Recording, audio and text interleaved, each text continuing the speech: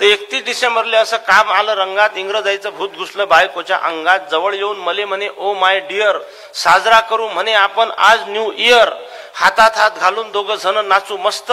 अख्खी एक कोंबडी दोघच करू फस्त, अर्ध्या रात्री घरातले दिवे देऊ मालून, इंग्रजी दारू पिऊ पाण्यामध्ये कालून, रात्रभर पत्ते खेळू, आणला म्हणे कॅट, म्या म्हणलं तिले तू झाली काय मॅट,